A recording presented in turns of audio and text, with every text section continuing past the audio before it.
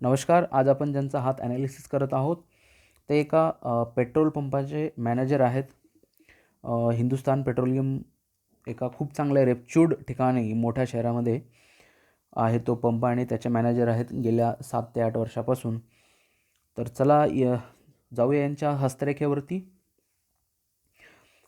आता यांच्या हाताचे फक्त एकच फोटो आले, त्याच्यामुळे अंगठ्याची काय पोझिशन आहे ते मला समजून नाही राहिलेली आहे. त्याच्यामुळं मी याचं ॲनालिसिस काय करत नाही आहे. डायरेक्ट जाऊया बोटांवरती. आता हाताची बोटं जी आहेत ते छोटी आहेत. छोटी बोटं असतील तर प्रत्येक काम लवकर पाहिजे असते, फास्ट, उशीर नको असते. हाताच्या म्हणजे अशा माणसाच्या हाताखाली काम करणाऱ्याची संख्या जास्त असते. स्वभाव तोंडावर बोलणार असतो, म्हणजे पटकन तोंडावर बोलतात. ही 2 बोटं आहेत ती वरतून सेम आहेत. तर जेव्हा ही 2 बोटे वरून सेम असतात तेव्हा अशा माणसाला जो इगोचा प्रॉब्लेम आहे, इगो पटकन हर्ट होतो. छोट्या छोट्या गोष्टींवरती इगो हर्ट होण्याची क्षमता जी असते ती जास्त असते. हे बोट याच्यापेक्षा थोडंसं कमी आहे, पण फोटोशॉट तिरका आहे त्याच्यामुळे वाटते तसं कमी, पण ॲक्च्युली ते थोडंसं मोठंच असेल. जेव्हा हे बोट या बोटापेक्षा थोडं मोठं असते तेव्हा लीडरशिप क्वालिटी म्हणजे नेतृत्व करण्याची क्षमता जास्त असते. दुसऱ्यावर रुतबा खूप चांगल्या प्रती हे जमवू शकतात आणि एक मुखिया ज्याला म्हणतो आपण, ते खूप चांगल्या प्रकारे असा माणूस काम करू शकतो. त्याच्यानंतर आहे हे बुध पर्वताचं बोट, ज्याला करंगळी आपण म्हणतो, ते सूर्याच्या पहिल्या पर्वतापर्यंत पोहोचलेलं आहे. त्यामुळे अशा व्यक्तीच्या म्हणजे वस्तू सांभाळून ठेवण्याची कला चांगली असते आणि मनी मॅनेजमेंट चांगलं असतं आणि लक्षातही चांगलं राहतं अशा माणसाच्या. बट इथे गुरुपर्वत खराब आहे आणि गुरु खराब असेल तर कधीकधी विसरभोळेपणा पण होत असतो. त्यामुळे इथे हे एक इकडे पण हे असं आहे आणि इकडे आहे, मतलब एकमेकाच्या अपोजिटचं हे सिम्बॉल आहे.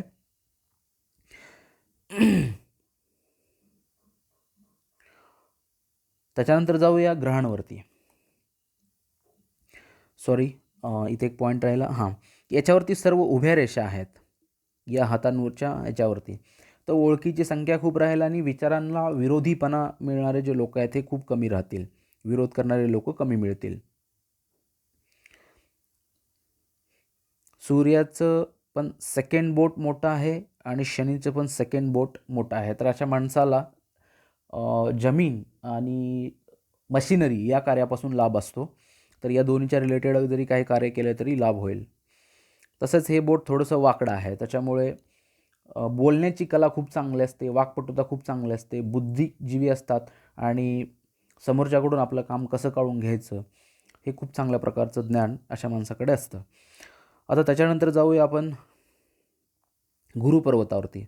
आता गुरुपर्वत इकडून उंच आहे आणि एका साईडनी हा बसलेला आहे, यानी गुरु खराब आहे.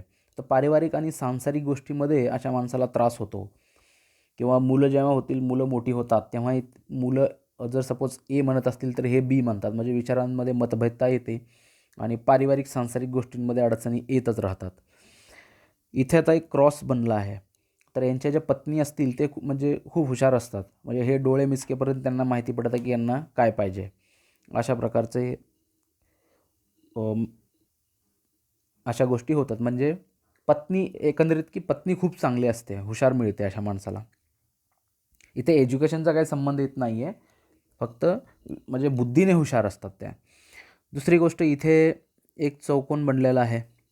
गुरुवरती चौकोन बनतो तेव्हा काही ना काही व्यक्ती स्वतःच्या पैशाच्या याने कन्स्ट्रक्शनच्या रिलेटेड काही ना काय काम करतो, प्रॉपर्टीच्या रिलेटेड. कन्स्ट्रक्शन असेल, कुठेतरी काही जमीन असेल, असं काही ना काही कार्य इथे होतं. ते वयाच्या 32च्या अगोदर. त्याच्यानंतर इथे हे एक आणि इथे 2 रेखा आहेत, याला गुरुवलय म्हणतात.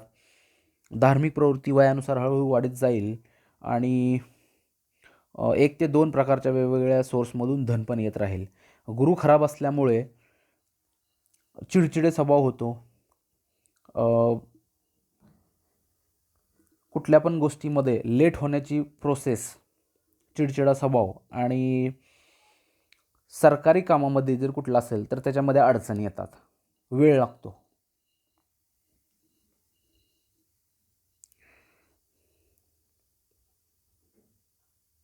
दुसरी गोष्ट त्याच्यामध्ये परत इथे ह्या उभ्या रेषा आहेत, यांना प्रोग्रेस लाईन असं म्हणतात. तर जेव्हा इथे रेषा येतात तेव्हा प्रॉब्लेम येत राहतात आयुष्यामध्ये कधी-कधी त्या त्या वयामध्ये. परत ते थोडंसं गेलं पुढे की त्या माणसाची प्रोग्रेस होतच राहते या उभ्या रेषांमुळे. आता त्याच्यानंतर जाऊया आपण शनीवरती. तर हा शनी पर्वत हा दबलेला आहे. फोटोमध्ये थोडासा दबल्यासारखा दिसते आहे आणि मधोमध थोडासा उभा आहे आणि इकडून इकडून थोडा दबलेला आहे. तर अशा माणसाला संघर्ष खूप करावा लागतो पहिले.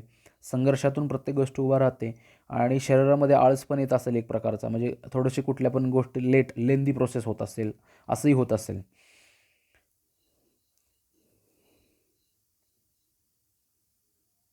त्याच्यानंतर जाऊया सूर्यपर्वतावरती.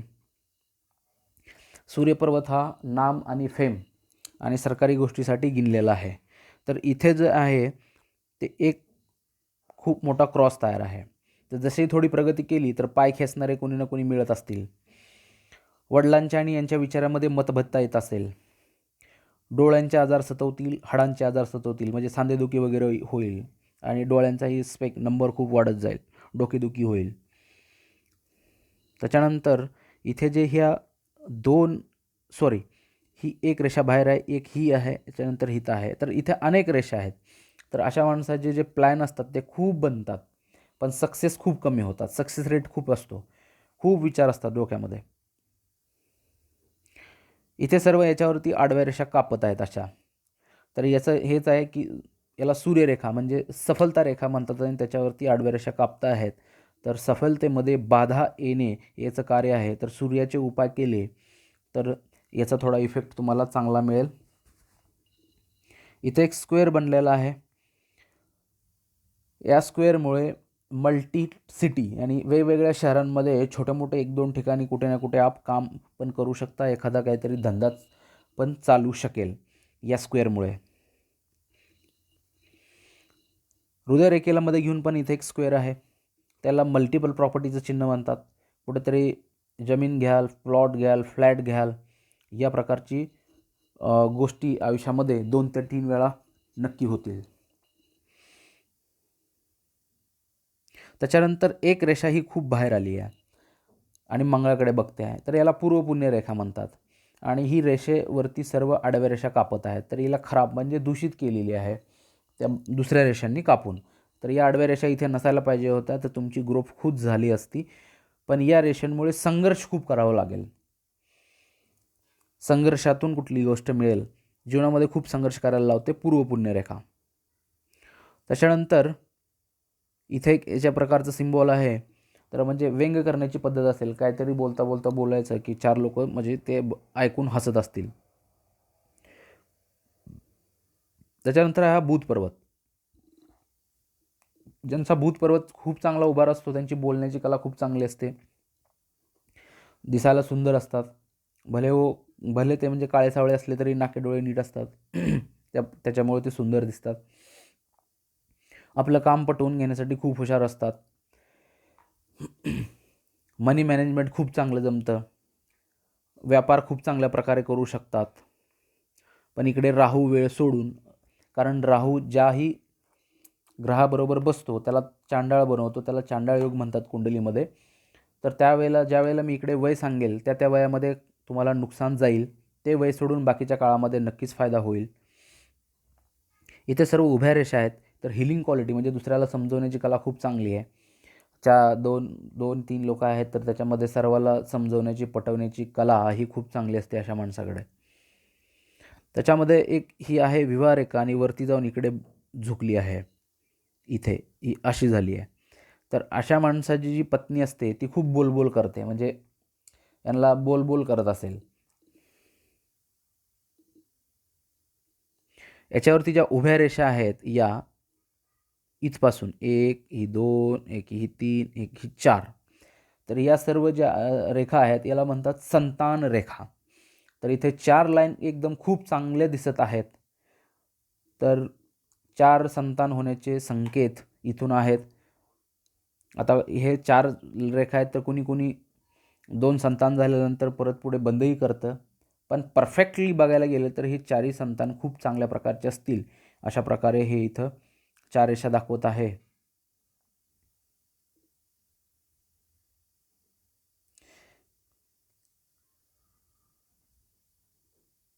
याच्यामध्ये फक्त एक मधली जी रेषा आहे ती थोडी धुंदली आणि तुटकी आहे.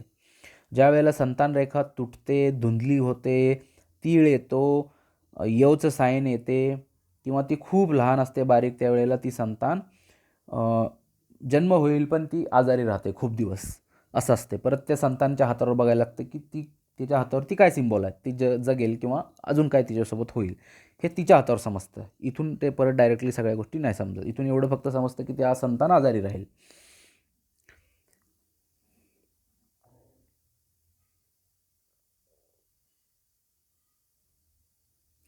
त्याच्यानंतर जाऊया मंगळावरती. हा आहे बाहेरचा मंगळ आणि हा आहे आतला. आता इथे खूप रेषा आहेत, रेखा बाहुल्य ज्याला आपण म्हणतो ते इथं आहेत. तर मनाला खूप चिंता लागल्या असतील, चिंता खूप सतवत असतील, सध्या तरी खूप चिंताग्रस्त स्वभाव असेल आणि निद्रानाश होत असेल, चिंतेने त्रस्त असतील. दोन्ही मंगळ उंच आहेत, जमिनीच्या कार्यापासून लाभ होईल, जसे स्टील, सिमेंट, वाळू, प्लॉट, दलाली करणे, जमीन विकणे या कार्यापासून अशा माणसाला लाभ होतो. तसेच दोन्ही मंगळ उंच असल्यामुळे राग पण खूप येतो, रागावरती कंट्रोल करायला पाहिजे. त्याच्यानंतर इथे ज्या ह्या उभ्या रेषा आहेत या छोट्या दोन, जेव्हाही केव्हा आयुष्यामध्ये केस कोर्ट कचेरीचं दर्शन होईल तेव्हा ती केस तुमच्या बाजूनी लागेल, हे डेफिनेटली आहे.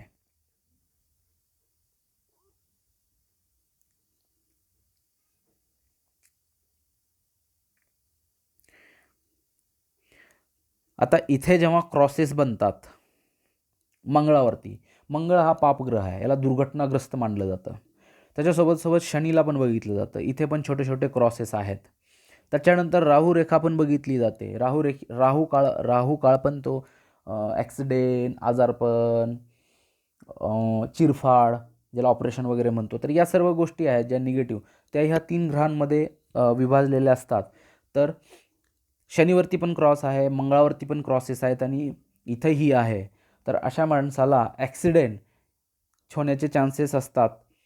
याच्यासाठी सुंदरकांडचा पाठ घरी करून घ्यावा किंवा दररोज सुंदरकांडचा पाठ वाचावा किंवा मंगळवारी हनुमानाची पूजा करावी, हनुमानाची जास्त आराधना करावी, वानरांना जेवण द्यावं. याच्यामुळे हे क्रॉसेस जे आहेत ते कमी होतील आणि ॲक्सिडेंटचे चान्सेस वाचतील. आता मंगळावरती जेव्हा क्रॉस असतो त्यावेळेला डोक्याला लागण्याची शक्यता खूप असते, त्यामुळे हेल्मेट वापरावे. काही ना कुठल्या कारणास्तव डोक्याला लागतेच इथे क्रॉस असल्यावर.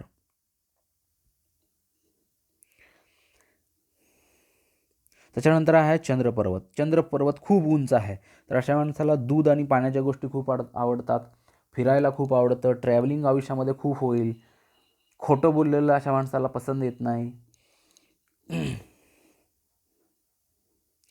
पण हा खूप अतिउंच असल्यामुळे मानसिक विकाराने तुम्ही त्रस्त असाल, म्हणजे डोक्यातले विचारच बंद होत नसतील, कंटिन्युअस विचार सुरू, विचार सुरू, विचार सुरू, विचार सुरू.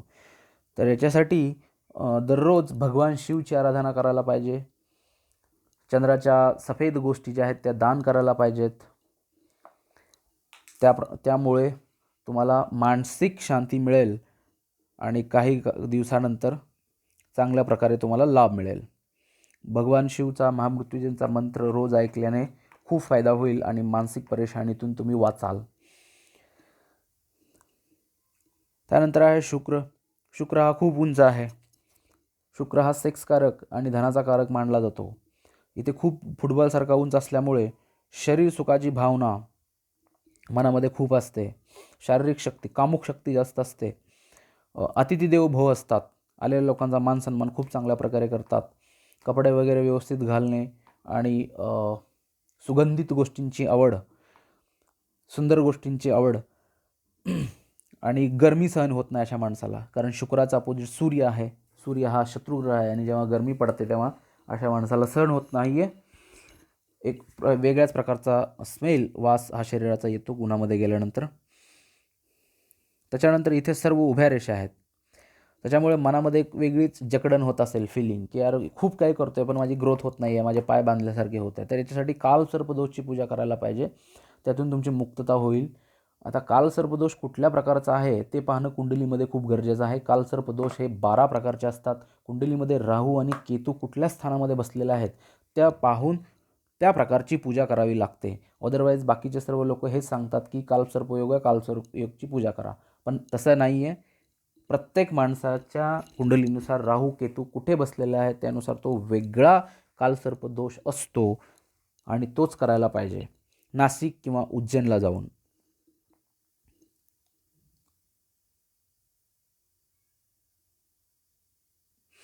इथे खूप जास्त या प्रकारच्या रेषा आहेत. तर जसं की शेअर मार्केट या शेअर मार्केट असेल किंवा बाकी अजून काही गोष्टी असतात ज्या आपण म्हणजे शेअर मार्केटच्या रिलेटेड अशा प्रकारची इन्व्हेस्टमेंट करण्याचेही विचार काही दिवसांनी येतील. पण याच्यावरती आडव्या रेषा अशा खूप आहेत, तर ते करू नये. आणि इकडेही राहू रेषा खूप आहेत, तर अशा वेळेस तुमचे पैसे डुबू शकतात. कधी कधी अशा व्यक्तीच्या माणसाला सट्टा बाजाराबद्दल बी आवड लागू शकते, तर ते करायला नाही पाहिजे, कारण इकडे राहू रेखा खूप आहेत. टोटली नुकसान होईल. सट्टे बाजार, शेअर मार्केट, स्टॉक मार्केट म्हणजे अशा प्रकारचे जे काही कुठलेही धंदे असतील तर त्याच्यामध्ये पैसे लावू नका. डेफिनेटली नुकसान होईल, काही फायदा नाही आहे. कारण इकडे सगळे राहूचा वार आहे, त्याच्यामुळे तुम्हाला फायदा होणार नाही आहे. राहू हा पैसे डुबवतो, पैसे येऊ देत नाही आहे, अडचणी, मानसिक त्रास, झंझटे, मारामारी, झगडे, आजारपण हे सर्व गोष्टी राहू देतो. 2020 2 आणि 2 4 अंक हा राहू देवतेचा आहे. आणि 2020मध्ये कोरोना व्यतिरिक्त अख्ख्या जगामध्ये काय काय गोष्टी घडल्या याचा जर नेटवर अभ्यास तुम्ही केला तर तुमच्या लक्षात येईल की राहू हा किती अपोजिट आणि खतरनाक असतो. तर त्याच्यानंतर आपण जाऊया जीवनरेखेवरती. आता ही आहे जीवनरेखा. ही गेली चंद्रावरती. जन्मस्थळापासून जेवढे दूर जाल तेवढा फायदा होईल. आता याच्यावरती इथे जे रेषा कापत आहेत त्याचं वय मी तुम्हाला सांगत आहेत. पहिला जो एक कट आहे जो राहू रेषेचा, तो आहे साधारणतः 23च्या आसपास. पुन्हाचा एक आहे 26-27च्या आसपासचा एक.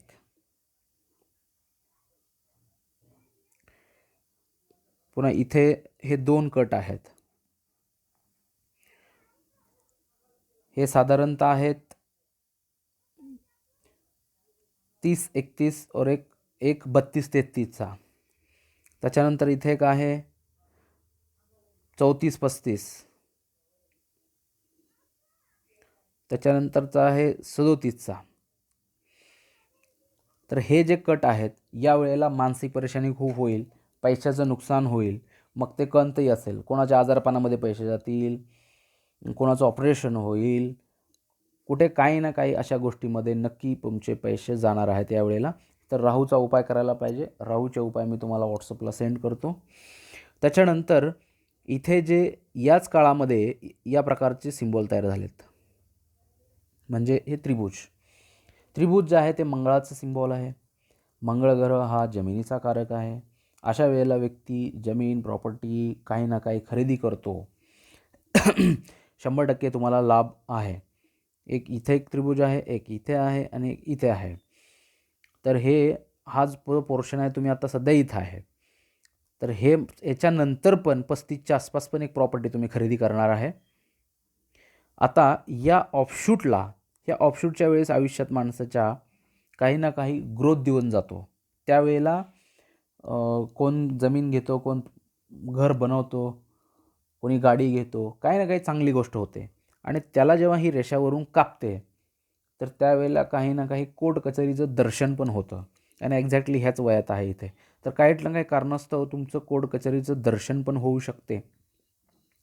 पण इथे उभ्या रेषा आहेत सर्व, त्याच्यामुळे जी पण केस लागेल ती तुमच्या बाजूनी लागेल, एवढी मात्र माझी गॅरंटी आहे. कुठेही कोर्ट केस दर्शन होईल त्यावेळेला ती केस तुमच्या बाजूनी लागेल. त्याच्यानंतर जाऊया मस्तिष्क रेखेवरती. ही मंगळावरती सुरू झाली आहे आणि डायरेक्ट पूर्ण मंगळावर गेली. मंगळ ते मंगळ रेषा चालते आहे, त्याच्यामुळे जमिनीच्या कार्यापासून लाभ होईल. याच्यामध्ये गॅप खूप आहे. समोरच्याच्या भावनांचा विचार खूप करून वागतात अशी लोक, प्राणाप्राण विचार करतात, त्याचं मन दुखलं नाही पाहिजे. दुसरी गोष्ट, हा खूप मोठा ट्रायंगल तयार होतो आहे. तर अशा माणसाच्या वयामध्ये म्हणजे वयस्कर वयामध्ये धनाचं आगमन खूप चांगलं असतं, किंवा मनी ज्याला म्हणतो, ह्याला नावच ह्याचं आहे मनी ट्रायंगल. तर वयस्कर वयामध्ये धन अशा माणसापाशी चांगलं राहतं. दुसरी गोष्ट आहे, या रेषेवरती सर्व छोट्या छोट्या आडव्या रेषा खूप कापत आहेत, अति कापत आहेत. तर डोकेदुखी आणि कंबरदुखी हे दोन्ही गोष्टीचा त्रास तुम्हाला खूप होईल, किंवा आता सध्या होत पण नसेल होत तर पुढे तुम्हाला खूप होईल. तुम्ही व्यायाम करा. आणि डोकेदुखीसाठी मी सांगितलेच महामृत्युंजयचा मंत्र आणि भगवान शिवची आराधना करावी लागेल. तर मानसिक शक्ती व्यवस्थित झाली तर थोडी कमी होईल. आणि तेही होत नसेल तर मग तुम्हाला परत मला विचारा, तुम्हाला मी त्याचं मेडिसिन देईल, आयुर्वेदिक या होमिओपॅथिक, तर त्याने ते कमी होऊन जाईल. याच्यावरती इथे सर्व त्रिभुज तयार झालेत. तर अशा माणसाची जी प्रवृत्ती असते ती रिसर्चवादी असते, म्हणजे प्रत्येक गोष्टीच्या खोलामध्ये जायचं, डीपमध्ये जायचं.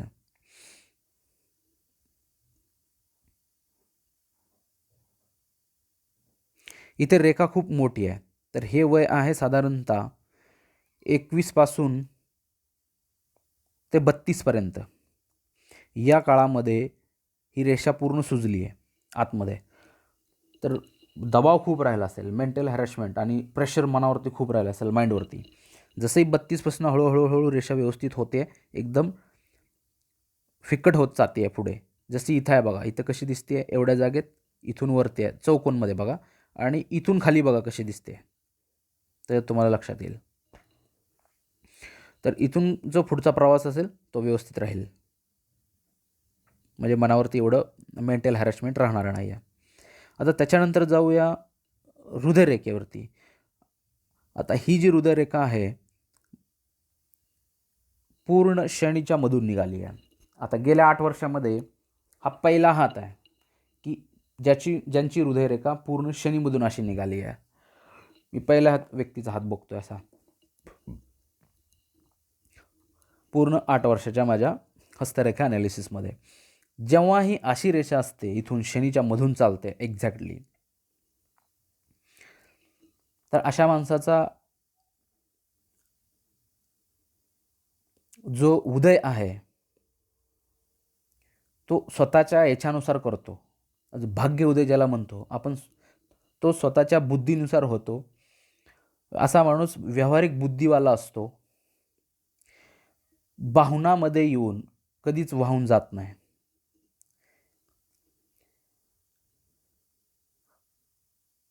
दुसरी गोष्ट असते की ज्याला म्हणतो ना आपण एखाद्या झोपडीमध्ये उदय होणेवाला, जो एखाद्या झोपडीमध्ये ज्याचा उदय होतो ज्या प्रेमाचा, अशा प्रेमाला हे एकदम बकवास समजतात. त्याच्याशी त्यांच्याबद्दल एवढे त्याची ॲग्री नसतात. धनहीन जीवन म्हणजे जिथं धन नाही त्या आयुष्याला निरर्थक समजतात. समोरचा व्यक्ती किती पण प्रगाढ प्रेम करू शकेल किंवा काही करत असेल, कितीही प्रेम करत असेल, तर किती काही असलं तर त्याच्यावर चटकन भावूक होऊन जरी झाले कुठे तरी पण खूप सावधान व सतर्क असतात. दुसरी गोष्ट, अशा माणसाला खूप लवकर कोणताही माणूस बेवफूक बनवू शकत नाही. हा याचा गुणधर्म आहे शनीवरून निघालेल्या हृदयरेखेचा. त्याच्यानंतर मी इथं म्हटलंच, या क्रॉसमुळे ॲक्सिडेंटचे चान्सेस खूप राहणार आहेत. अजून पुढे सुद्धा ॲक्सिडेंट होऊ शकतो तुमचा. त्याच्यामुळे सुंदरकांडचा पाठ घरी करून घ्या ब्राह्मणाकडून. नसेल तर तुम्ही स्वतः वाचा, नसेल तर मंगळवारी तुम्ही हनुमानाची पूजा करू शकता, ज्याच्यामुळे हे इथले क्रॉस जे आहेत ते इफेक्ट कमी करतील आणि ॲक्सिडेंटपासून तुम्ही वाचाल. त्याच्यानंतर मेन आहे ती म्हणजे धनरेखा. आता ही धनरेखा निघाली आहे चंद्रमावरून. आणि पूर्ण जाड आहे. फक्त एवढा जो पोर्शन आहे म्हणजे साधारणतः 25 ते 32पर्यंत 31पर्यंत हा पोर्शन थोडा ठीक आहे. लगेच इथे 31-32ला कट आहे. त्याच्यानंतर इथून एक रेषा अशी गेली, हे असा सिम्बॉल तयार झाला. हे आहे यव. याच्यावरती वयाच्या 35ला एक कट आहे, 40ला एक कट आहे, 44ला एक कट आहे, 51ला एक कट आहे, 55ला एक कट आहे. वय लक्षात आली तुमच्या? 36, 40, ही दुसरी रेखा,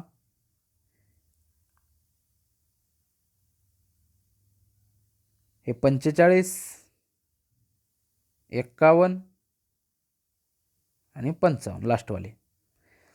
हे जे वय आहेत या वयामध्ये भयंकर धनाचं नुकसान जाणार आहे तुमचं. खूप त्रास होणार. आता येणाऱ्या वयामध्ये वयाच्या 55पर्यंत धनाचं नुकसान खूप जाणार आहे. आणि तुम्ही स्वतः बघू शकता एवढ्या जागेमध्ये किती खिचडी झाली आहे. ही रेषा, ही रेषा, ही रेषा, ही आणि याच्यावरती सगळ्या आडव्या रेषा कापत आहेत. आणि रेषा पण खूप मोठ्या आहेत, मोठ्या झाल्यात, भद्द्या झाल्यात. ज्यावेळेला मोठ्या रेषा होतात तेव्हा त्याचं फळ कमी होतं. आणि या जागेमध्ये हे 100% यवचं सिम्बॉल तयार झालेलं आहे या वयामध्ये. या वयात म्हणजे 33 पासून ते साधारणतः 45पर्यंत. तर या काळात धनाचा खर्च बेसुमार होईल, धन खूप जाईल आणि सांसारिक गोष्टीमध्ये सुद्धा अडचणी येतील. पत्नीसोबत विचारामध्ये मतभेदता खूप तयार होईल या काळामध्ये. हे जे यव आहे तोपर्यंत. यव हे केतू देवताचं आहे. तर केतू ग्रहाचे जे उपाय आहेत ते करायला सुरुवात करा. अजून वेळ आहे तुमच्याकडे. 2-3 वर्षानंतर हे सुरुवात होणार आहे. आत्तापासून जर तुम्ही ते उपाय केले तर हे सिम्बॉल राहणार नाही.